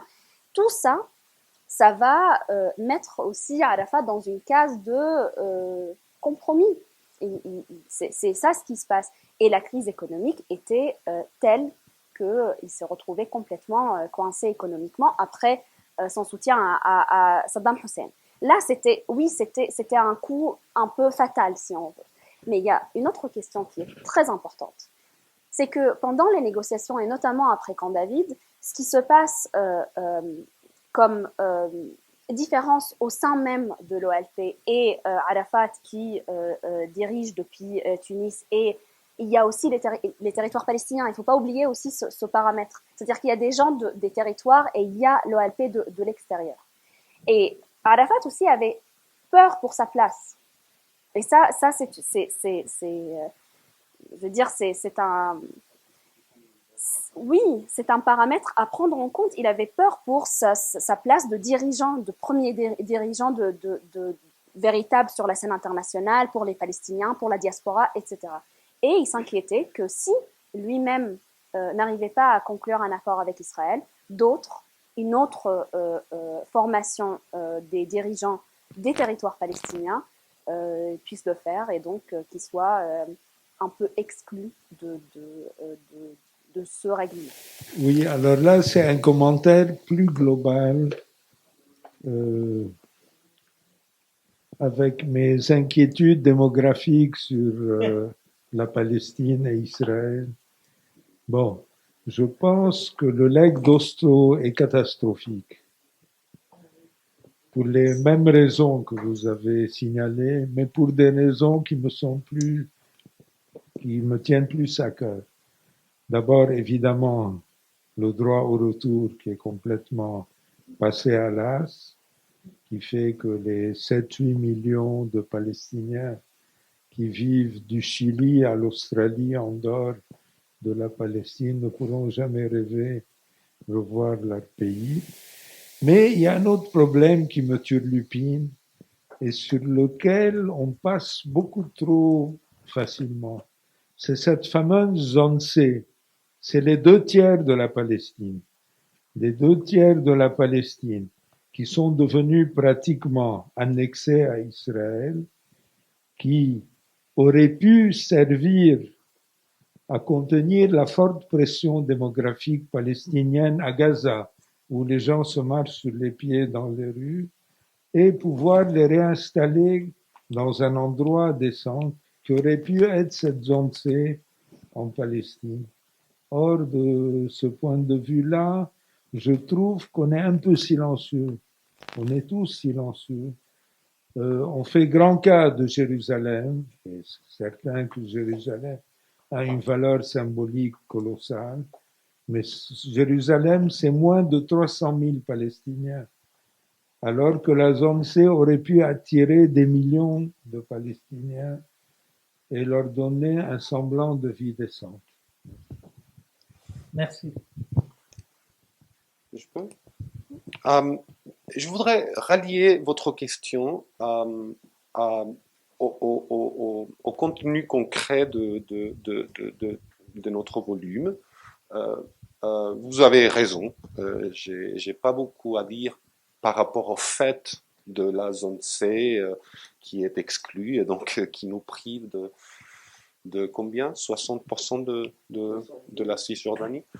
Et, mais voyez, votre question à vous elle-même est très symbolique du travail qu'on a voulu faire. C'est-à-dire, et elle est aussi reliée à la question de pourquoi il s'est aventuré avec les accords d'Oslo. Et toutes les raisons qui ont été données, je crois, sont correctes. Elles font toute partie de l'explication. Je dirais qu'il y a une seule dimension qui a été ignorée, et je vais tout de suite connecter avec vous, et qui est, voyez, on a fait référence à un des effets, je dirais, les plus puissants d'Oslo, c'est que Oslo a imposé un langage. Oslo a imposé un sens de réalité, ce qui est possible, ce qui n'est pas possible, ce que tu peux dire, les façons où tu peux parler de la Palestine et les façons où tu ne peux pas, n'est pas permis de parler de la Palestine. Et donc vous voyez comment aujourd'hui, par exemple, petit à petit, on commence à accepter, parce que ce discours nous a limités aux frontières de 67, au lieu de dire et le droit de retour en 48, au lieu de dire ça, on s'inquiète du droit de retour et de la zone C, parce qu'on est confiné, parce qu'effectivement, Oslo, c'est un des effets d'Oslo, moi, à mon avis, les plus puissants, les façons selon lesquelles on peut imaginer, parler, concevoir la Palestine. Et aujourd'hui, on est confiné aux frontières de 67. Donc, et le droit international y est pour beaucoup. Le droit international fonctionne comme une sorte de discours disciplinaire. C'est-à-dire que, pour faire référence, je crois que Dima disait, ou François, Foucault, dans son histoire de la sexualité, il met en question l'argument que pendant le 19e siècle, on ne pouvait pas parler de sexualité parce que le règne des victoires en Angleterre, le moralisme, etc., l'interdisait, etc. Foucault avait une thèse différente. Il disait, c'est pas vrai qu'on ne pourrait pas parler de la sexualité. En fait, On pouvait parler de la sexualité à condition que ce soit dans un certain langage. Et ce langage, pour Foucault, c'était le langage médical. On pouvait parler des tonnes sur la sexualité, mais sur un langage médical. Bon, sur la Palestine, on peut parler, puisqu'on est là en train de parler de la Palestine. Mais on sait qu'il y a des limites à ce discours. Et le droit international en est un. Et je vous donne un exemple. Quand on parle de droit international, on ne mobilise que le droit international qu'en fait consolide le projet colonial israélien, c'est-à-dire 242 et les autres résolutions qui parlent de 2 États, etc. On ne parle plus d'un État, d'une solution à un État. Ce droit international ne permet pas une solution à un État. Et plus encore, bon, le droit international dont on fait référence est un corps juridique très particulier, c'est-à-dire que c'est le droit humanitaire, le droit qui représente les Palestiniens comme des victimes, qui n'ont pas d'agence, qui n'ont pas de pouvoir, qui doivent être aidés, sauvés par quelqu'un. Mais il y a d'autres corpus de droit international dont on pourrait se servir, par exemple les annexes des conventions de Genève qui ont été rédigées et approuvées pendant le processus de décolonisation, qui reconnaissent donc les luttes de libération nationale comme des conflits internationaux et qui reconnaissent le droit à la résistance par tous les moyens possibles et nécessaires, inclus la violence. Ça, on est interdit, on ne peut pas. Donc, vous voyez comment c'est de ça qu'on voulait parler ici, non? De comment Oslo a produit un certain discours qui d'une façon imperceptible, en fait, nous ramène vers un cadre qui est un cadre, à mon avis, consolide, légitime, etc., le projet colonial israélien. Quelle est la contrepartie à ce discours? Bon, pardonnez-moi, j'aime beaucoup Darwish et il est tellement lucide. Je ne sais pas si vous vous rappelez, mais en France, on a publié aux années 90 un bouquin très court qui s'appelle L'affaire du poème. L'affaire du poème traitait la question du poème de Darwish, Les passants de Mémon. Je crois que c'est la traduction en français, Les passants de Mémon, où il dit, en se référant aux Israéliens, il dit prenez vos morts, prenez vos objets, prenez vos souvenirs et partez. Et là, Darwish, il avait été accusé de vouloir jeter les Juifs à la mer, les accusations de toujours. Et à l'époque, Shamir avait interdit une commission d'enquête à la Knesset où on allait lire le poème de Darwish en disant « je ne permettrai pas que ce poète terroriste salisse les archives de la Knesset ». Et il a interdit la lecture du poème. Bon. Après, un journaliste français juif est allé interviewer Darwish. Et cette histoire est racontée donc dans l'affaire du poème. Et il y a un dialogue qui est absolument hallucinant, très beau et très puissant, qui est un exemple d'un discours à contresens de ce discours disciplinaire. Donc le journaliste juif français lui dit « Alors, la Palestine est votre pays ?» Et Darwish lui dit « Oui, la Palestine est mon pays. » Pourquoi? Il y a quelqu'un qui vous a dit que la Palestine n'était pas mon pays? Il était très ironique. Et alors, le journaliste lui dit « Mais vous parlez de toute la Palestine ?» Bah, oui, je parle de toute la Palestine. Toute la Palestine est mon pays. Et le journaliste lui demande « Et où est donc mon pays ?» Et Darwish lui dit « Bon, c'est à vous de me dire dans quelle partie de mon pays voulez-vous établir le vôtre ?» Et ça, vous voyez, je donne ça à mes étudiants en Palestine, à mes étudiants ailleurs, je donnais toujours ça comme un exemple d'un discours décolonisateur. Décolonisateur, c'est-à-dire le refus d'accepter ce discours disciplinaire qui nous confine à la consolidation du projet colonial israélien. Merci. Non, peut-être un point qu'on oublie avec Oslo, et on l'a dit, on le connaît, mais il y a quelque chose effectivement dans cette c'est pas dans le fait de confiner les Palestiniens à un discours, mais c'est davantage dans une sorte de brouillage des lignes politiques.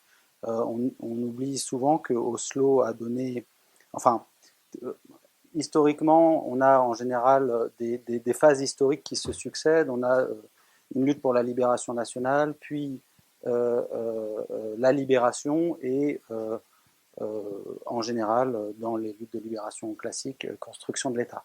Là, avec Oslo, on a donné l'illusion que l'État a été créé, mais en même temps sans libération, et par conséquent, l'OLP en tant qu'outil comment on appelle ça, en tant qu'acteur de libération, restait pertinent. Donc on a deux phases historiques qui traditionnellement sont distinctes et qui là ne le sont pas. Et qui se superposent, à la fois libération, à la fois construction de l'État. Et je crois que c'est important parce que, en fait, pas ça brouille, mais ça perturbe les comportements des acteurs, et la mobilisation devient d'autant plus difficile, ou la lutte devient d'autant plus difficile dès lors que la direction ou les acteurs politiques palestiniens ne savent pas s'ils sont des acteurs s'ils sont des révolutionnaires ou s'ils sont des fonctionnaires d'État. Et il y a toujours cette balance à passer de l'un à l'autre, à changer de casquette systématiquement en fonction des interlocuteurs, qu'ils soient aux Nations Unies ou qu'ils soient ailleurs en Palestine. Et par conséquent, ça crée un brouillage où même la stratégie est brouillée. La stratégie de libération, elle est complètement bouleversée dans la mesure où et il y a les révolutionnaires classiques, enfin si vous voulez, il y a une forme d'impératif contradictoire à la fois être fonctionnaire d'État et en même temps révolutionnaire, vous voyez. Et donc là, il y a quelque chose effectivement qui là aussi a créé quelque chose, à limiter complètement les modalités d'action de libération. Bon, je sais pas quel commentaire m'a fait penser à ça, mais pour la limitation des pouvoirs en tout cas. Moi, j'aurais une question, si vous permettez. Vous parliez de 62% de la zone C comme 62% de la Cisjordanie. Moi, je voudrais parler poser la question à vous et à tout le monde.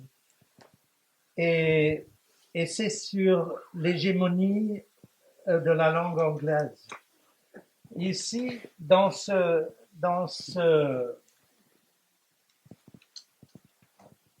revue éminemment parisienne, 62% est en zone C, dans la mesure où c'est là qu'on parle anglais. Comment se fait-il et pourquoi se fait-il que cette hégémonie s'impose de plus en plus? C'est pas une question à vous personnellement. Pourquoi? Parce que vous l'avez pas fait. Ça a été fait, pour ainsi dire, par les contributeurs. Pourquoi est-ce qu'on est en train, pourquoi est-ce que l'hégémonie anglophone est en train de s'imposer de plus en plus partout et dans tous les médias, y compris le médium de ce beau journal scientifique, et où il y a tellement de francophones, et certains de ceux qui ont écrit en anglais le sont, qui seraient parfaitement capables de produire au moins 62% de la revue. Voilà. Je ne sais pas si quelqu'un a un commentaire là-dessus. Si trouve que Napoléon a perdu la... Parce que Napoléon a perdu la guerre. Oui. Par rapport à ce que vous évoquiez, il y a le phénomène Google. Hein. Il suffit de regarder la cartographie. Moi, j'ai une fois testé quand j'y étais en Israël, le chemin le plus court entre Jérusalem et Ramallah, mais il y avait un circuit touristique, c'était fabuleux, quoi. Il n'y a pas de route, en fait, proposée par Google. quel rapport avec la langue anglaise? Oui, effectivement. Oui, c'est une illustration. Oui. Pas forcément la langue, je dirais l'hégémonie. Il y a l'hégémonie de la langue, mais il y a une hégémonie culturelle. Culturelle. Et politique. Oui. Mais... Au sens premier du terme. Je sais pas, à part la démarche scientifique, non, je pense que je saurais pas expliquer pourquoi la langue anglaise arrive à prendre le dessus sur notre travail et nous rattrape. La démarche scientifique veut qu'on choisisse les contributions qui répondent le plus à notre démarche, à notre problématique, à notre vision du numéro, du travail qu'on a imaginé avant même de constituer le numéro. Et peut-être ça répond, enfin j'aurais peut-être une réponse, mais ça serait qu'une partie de la réponse, c'est que même nous, quand on a commencé à travailler sur l'appel, nous avons aussi écrit un appel en anglais. Parce que... Les deux. Les deux, en français et en anglais, bien sûr. Ah, quand même. Ouais. Oui, c'est-à-dire que il y avait aussi une volonté de sortir peut-être un peu de la manière peut-être... Non, mais même du cadre scientifique francophone, pour élargir, pour essayer d'avoir le maximum de réponses. D'avoir le maximum de vision, d'approche, aussi peut-être chercher des gens qui voyaient quelque part ce que nous on voyait et qui voulaient partager ça avec nous pour pouvoir, parce que sans la contribution de ces auteurs, on n'aurait pas pu constituer ce travail.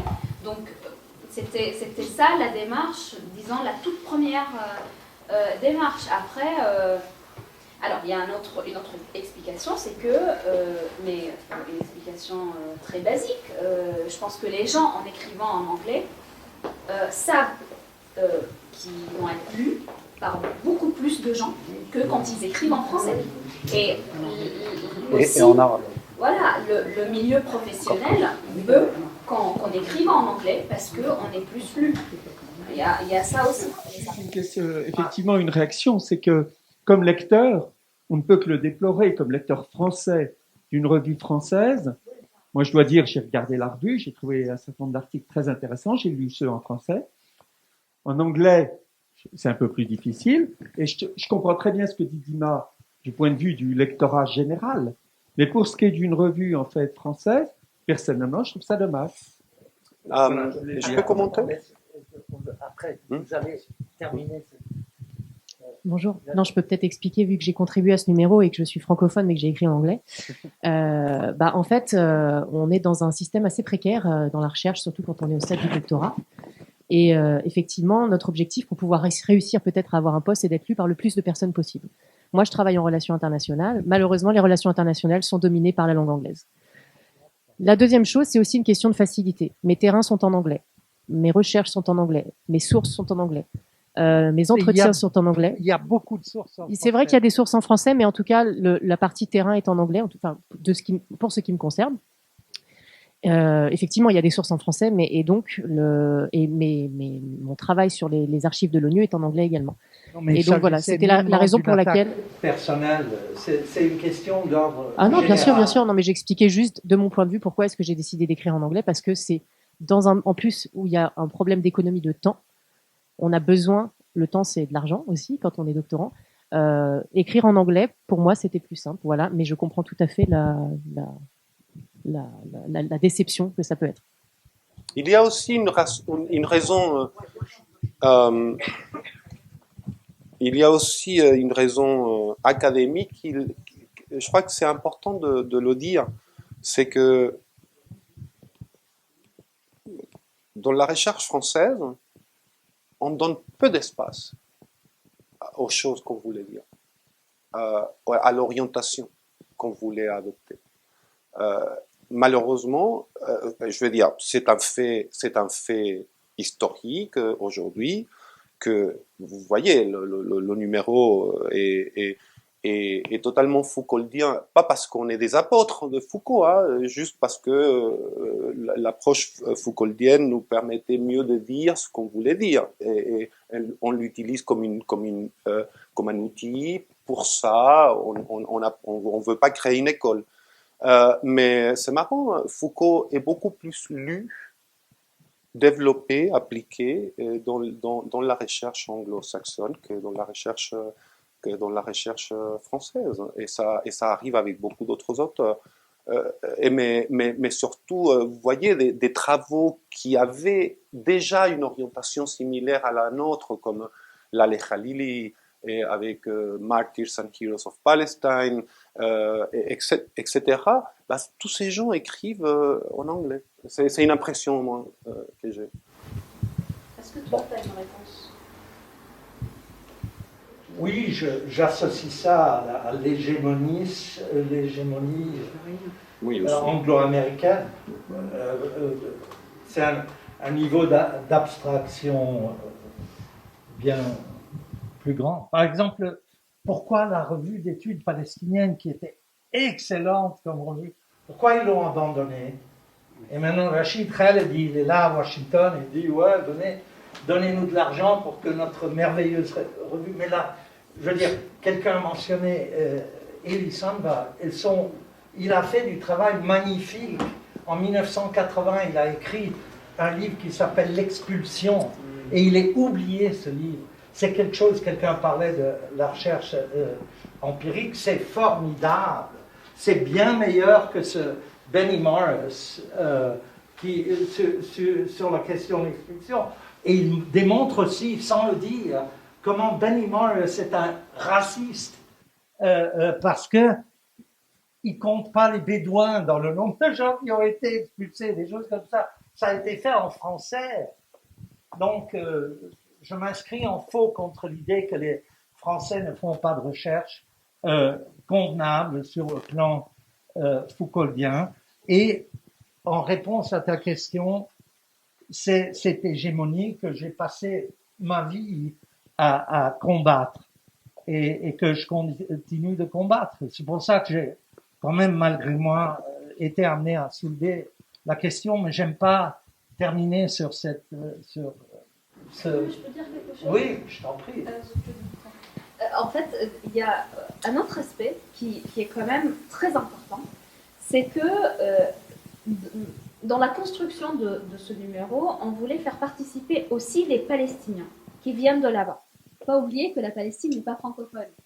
Et si on veut aussi, comme tu disais, Giovanna, si on veut vraiment aller débattre et pouvoir transmettre ce savoir vers la Palestine, il faut aussi une langue qui soit lue et qui soit comprise. Donc, exactement, donc il y a aussi ça. Donc quand tu as des contributeurs qui sont juste...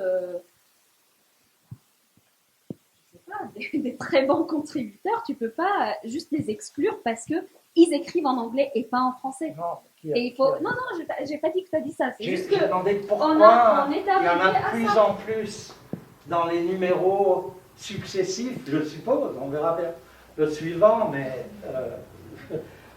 c'était pas du tout ça. C'est un fait, c'est tout. Chef. Moi, oui, je vais peut-être paraître un peu désagréable. Non. Oui, mais je vais l'être un peu désagréable, mais contre moi-même aussi. Donc, ça va.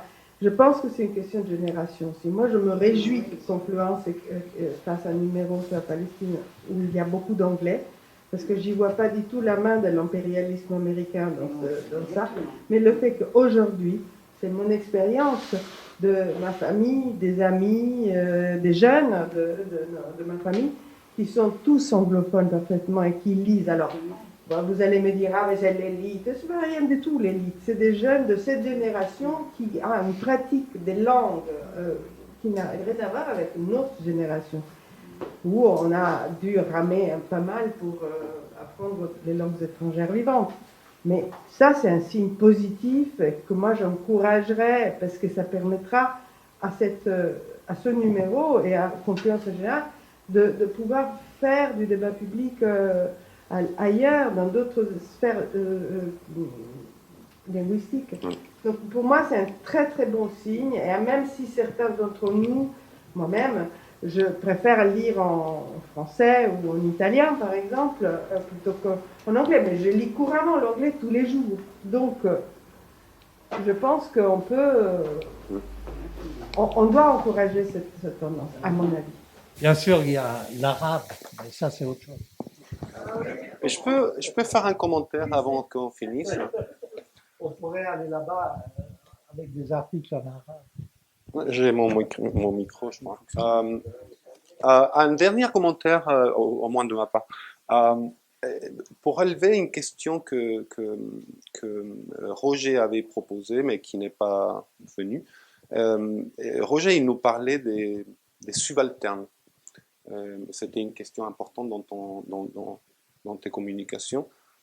Si on était dans le colonial, post-colonial et l'importance de la subalternité, etc. Et qui a un rapport avec l'anglais-français du numéro, c'est que, et avec un commentaire que tu as fait au début, c'est que moi je suis très fier de ce numéro pour beaucoup de raisons, une en particulier, et c'est que c'est le Palestinien ou c'est la Palestine qui parle, et qu'on n'a pas eu besoin, on n'a pas ressenti, je ne l'ai jamais fait, et mes collègues non plus, mais de temps en temps, on est emmené à ça, à ressentir la nécessité d'avoir un Israélien pour faire balancer, je ne sais pas quoi, équilibrer. Je suis très fier que c'est la Palestine qui parle, pas seulement à travers la voix des Palestiniens, elle parle à travers les voix des Français, d'autres, des Italiens, il y a une Indienne, etc. Et donc, à ta question sur les subalternes, vous voyez la question qui a quelque part résumé les études, la théorie de la subalternité, c'est la question de peuvent les subalternes parler. Hein, c'est Spivak qui pose cette question, peuvent les subalternes parler? Et on a voulu montrer que oui, qu'ils parlent, qu'ils disent des choses. Et elle dit non. Oui, je sais qu'elle dit non. Et on se met à contre-courant de la réponse de Spivak. Nous, on répond oui, ils parlent. Et nous voulons que vous voyez ce qu'ils disent. Et ce qu'ils disent produit. Et c'est ça ce qui fait ce numéro.